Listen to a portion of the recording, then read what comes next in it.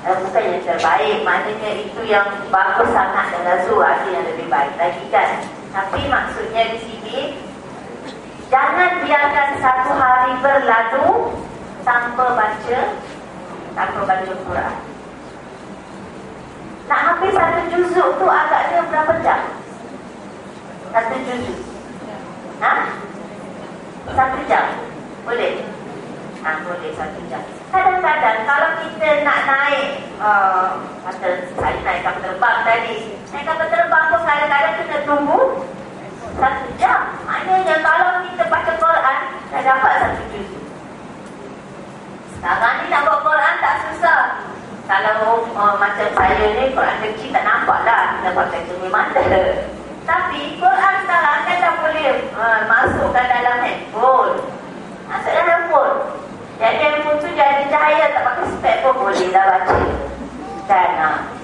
Jadi maknanya kita tak ada alasan, tak ada wuduk ke apa ke, handphone tak payah ambil wuduk. Quran dalam handphone tu, wuduk batal pun boleh baca. Kalau kita nak bawa mushaf tu nanti kata tak ada wuduk kan, nak bawa masuk tandas ke, susah pula kan. Kalau dalam handphone tak apa, masuk tandas ke apa, tak kira kan, sebab handphone tu bukan mushaf. Ada seorang pemuda dia tanya Pak Syekh, ada seorang Pak Syekh di Saudi, dia tanya, Syekh, saya dah masukkan Quran dalam handphone saya. Kalau saya nak masuk tandas macam mana? Boleh ke nak bawa handphone ni? Syekh kata boleh. Ada Quran dalam handphone ni? Boleh, Syekh kata. Tapi Quran ni macam mana? Dia kata, ada dalam handphone ni. Syekh tu tanya dia, kamu ada hafal Quran tak? Apa? Tak mana ada nama apa tu? Dalam dada saya lah. Tapi kamu masuk tandas tak? Kan? Itulah maksudnya kan. Simpan dalam memori dia tu. Jadi jangan risau lah, boleh lah bawa. Jadi maknanya Allah dah bagi banyak kemudahan yang kita gunakan. Jadi pergi keliling, tak tunggu giliran. Kan? Sampai-sampai orang tengah giliran nombor 57, tengok nombor kita 89. Kenapa nak tunggu tu? Kan duduk boleh baca. Baca Quran. Ya, ada seorang abah ni, dia memang gunakan masa-masa menunggu untuk baca Quran. Jadi dia kata, dia baca Quran masa menunggu sebenarnya lebih banyak daripada dia baca sebenar kat rumah. Kan? Kat rumah ni, kalau kita umpan pagi-pagi kat lepas subuh, mana dah nak duduk baca Quran kan? Nak siapkan sarapan anak dari sekolah, suami dia macam-macam. Jadi dia kata, masa menunggu itu lebih banyak dia manfaatkan baca Quran daripada masa. Yang pentingnya maknanya kita kena intim dengan Quran ni, dengan selalu baca. Selalu baca. Dengan erti kata, jangan biarkan satu hari berlalu tanpa baca Quran. Dan yang kita baca daripada awal hingga akhir itu satu, itu tak boleh tinggal lah. Maknanya khatam, hanya lepas khatam ulang, lepas khatam ulang, itu kena buat. Tak boleh dah kata majlis khatam Quran, lepas ni dah tak baca Quran, baca Yasin, baca, tak boleh. Kena selalu khatam Quran, bukan bulan puasa tak ada khatam.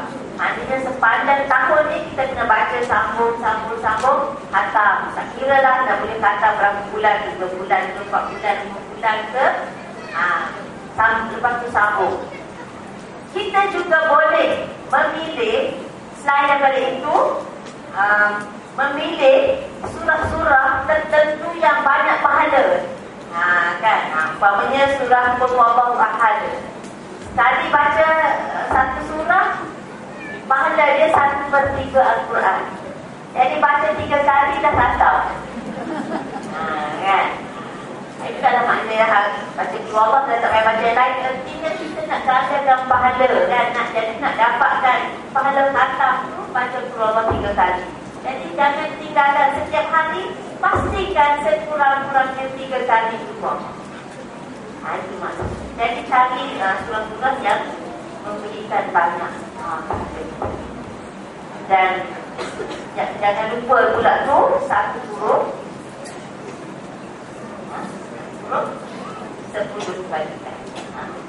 dan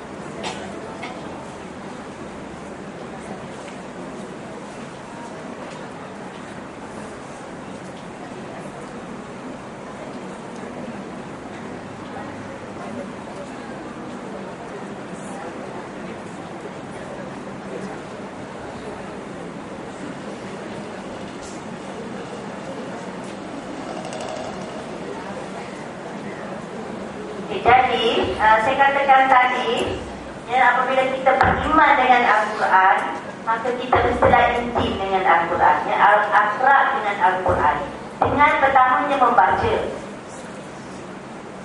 Kemudian, yang kedua, ya, memahami. Memahami. Untuk memahami Al-Quran, kita kena belajar tafsir. Belajar tafsir ini, kita tidak cukup hanya membaca kitab tafsir. Tak cukup baca kitab tafsir. Apalagi kalau kitab yang diterjemah. Kitab yang diterjemah. Tapi kalau tafsir itu ditulis oleh asalnya bahasa Melayu, lebih baik daripada kita baca tafsir yang diterjemah daripada bahasa Arab.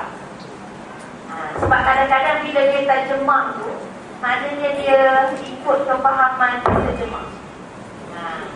Tak sampai penulisan sebenar. Jadi, kalau kita nak pilih, lebih baik kita pilih tafsir yang memang asalnya ditulis oleh orang Melayu. Kalau kita nak pilih tafsir dalam bahasa Arab. Tapi sebenarnya, saya tak berapa galakkan kalau kita cuma baca sendiri. Boleh baca sendiri untuk peringatan, tapi kena ada datang ke kelas tafsir untuk kita faham, ya. Dan yang ketiga, melaksanakan apa yang terkandung di dalam Al-Quran. Tak ada baca, dah faham, dengan belajar tak nak buat pula kan. Jadi yang ketiga ialah kita cuba melaksanakan sedaya mampu apa yang disarankan, apa yang diperintahkan, apa yang ditunjukkan di dalam Al-Quran itu. Jadi untuk kaum wanita, ya, disarankan kaum wanita kalau nak belajar tafsir, keutamaannya ialah surah An-Nur. Ya, surah An-Nur. Surah An-Nur ini satu surah yang sangat unik, ya, sebab dimulakan dengan satu ungkapan yang tidak ada pada surah-surah lain. Allah Subhanahu Wa Taala berfirman dalam surah An-Nur, ayat pertama Allah sebut Bismillahirrahmanirrahim, suratul. Ini satu surah. Suratul anzalnaha, yang kami turunkan ini. Wa faradnaha. Ini satu surah yang kami turunkan dan kami fardukan. Artinya Allah dah tegaskan di awal-awal lagi bahawa surah ini dia yang turunkan, dan lain-lain pun dia turunkan juga. Wa faradnaha, dan kami fardukan ini. Yang lain-lain pun Allah fardukan juga kan. Tapi nak membayangkan kepada kita betapa pentingnya melaksanakan apa yang terkandung dalam surah An-Nur. Sebab dia berkaitan dengan pembinaan pribadi, ya, sebagai individu Muslim, pembinaan keluarga, pendidikan anak-anak, ya, pembinaan masyarakat dan juga negara. Lengkap, insya-Allah. Jadi untuk kaum wanita memang sangat bagus. Dan yang paling baik belajar semua, kan? Jadi nak mulakan untuk pilih surah sangat bagus, belajar surah. Jadi kita baca, kita faham, kita laksanakan. Dan yang keempat,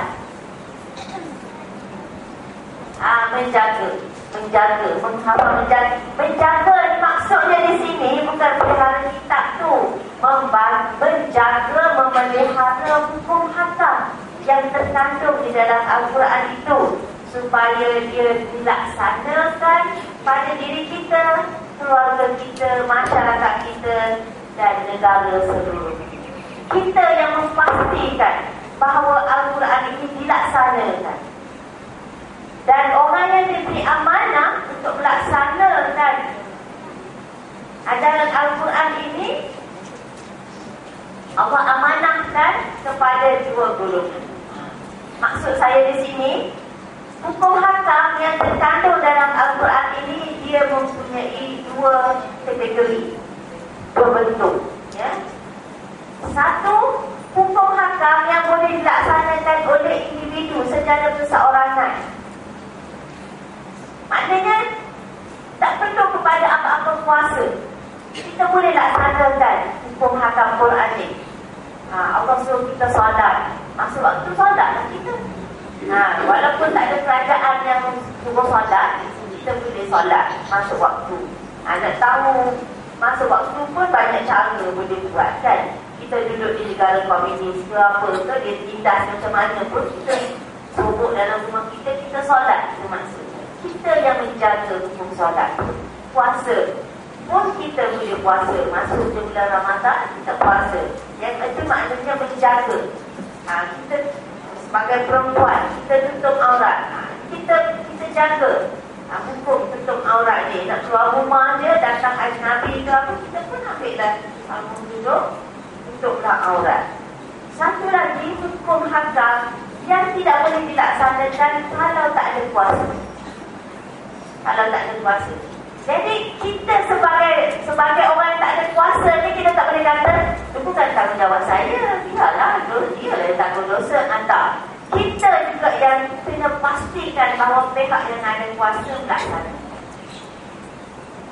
Allah Subhanahu Wa Taala telah meletakkan 3 perkara penting yang mesti dilaksanakan oleh pihak yang diamanahkan memegang kuasa.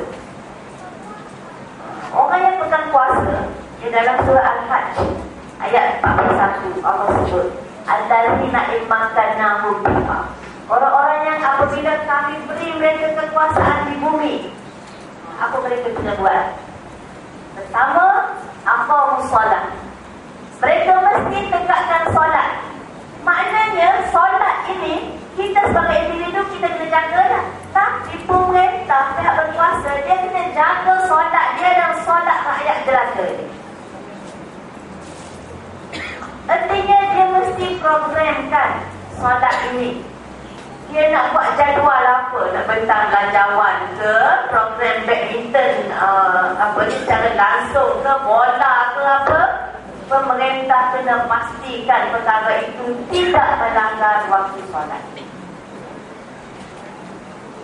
Sistem pendidikan dia ke arah mengajak rakyat solat. Sebab itu Nabi SAW tak pernah solat kat rumah. Sekarang orang duduk komplain, kenapa masjid tak makmur, kenapa sebab tak ada orang. Pemimpin kena datang ke masjid ke surau setiap waktu, baru rakyat akan berbondong-bondong datang ke surau. Itu tugas pertama yang Allah Ta'ala sebut. Dan saya sebut apa musolat. Ini kan solat. Bukan bangunkan masjid, solat tu. Jadi kan, bangunkan solat. Tapi nak solat, kita ada masjid. Tapi tak ada masjid, boleh solat juga kan? Jadi yang penting ialah solat. Yang kedua, wa'atawuz zakat. Ya, tunaikan zakat. Maknanya pemerintah pastikan rakyat dia bayar zakat. Dia tak boleh pilih siapa nak bayar, siapa tak nak bayar, tak. Perempuan solat kan, itu problem. Kalau kita naik kapal terbang ke apa kan, ada sedia tempat solat?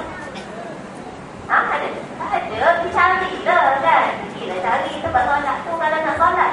Tak sedia kan? Padahal jenis tu ber jam kan. Kalau nak pergi Mekah 8 jam. Kalau nak pergi Eropah ke apa, kalau nak pergi London 13 jam. Tak makan waktu solat ke? Ada waktu solat, kenapa tak sediakan tempat solat dalam kapal terbang? Tidak diagendakan solat tu. Siapa nak solat, carilah tempat. Buatlah sendiri, siapa tak nak. Tak pilih. Tanggungjawab siapa tu? Pemerintah. Kena pastikan solat itu didirikan. Wa'atawuz zakat. Zakat kerana nak menjamin keadilan ekonomi dan sosial di kalangan masyarakat. Tak ada golongannya panggil miskin yang terpaksa meminta-minta. Hak mereka telah dijamin oleh negara melalui pungutan dan pentagihan zakat. Yang ketiga, wa'amaru bil ma'ruf wa nahau 'anil munkar. Pemerintah mesti menyuruh yang ma'ruf dan mencegah yang besar. Ini bukan usaha kata sukarelawan. Sekarang kata nak Amal Ma'ruf Nahi Munkar ni macam usaha NGO, kan, ADK Surau. Hanya secara sukarela. Itu adalah tanggungjawab yang ditimbulkan oleh Allah Subhanahu Wa Taala ke atas pemerintah. Kalau rakyat sedang sukarela buat apalah, dapatlah pahala tu, kan? Tapi berkesan tak? Tak berkesan. Kalau satu NGO buat bagus sakinah, nak jaga, lindungi anak-anak Sakinah, adalah banyak lagi berzina melambak-lambak tu, siapa yang nak cakap, kan? Itu maknanya menjaga Al-Quran, maknanya memelihara dan menegakkan hukum-hukumnya supaya dia terlaksana di semua peringkat, pribadi, peringkat keluarga, peringkat masyarakat, peringkat mohon maaf masa bila ikut. Saya mohon maaf bila ada kesalahan dan kesilapan. Semoga apa yang saya sampaikan memberikan manfaat kepada diri saya sendiri, kepada hadirat sekalian, dan mendoakan supaya Allah bimbing kita, tetapkan hati-hati kita supaya kita masih sebagai umat Al-Quran. Assalamualaikum warahmatullahi wabarakatuh.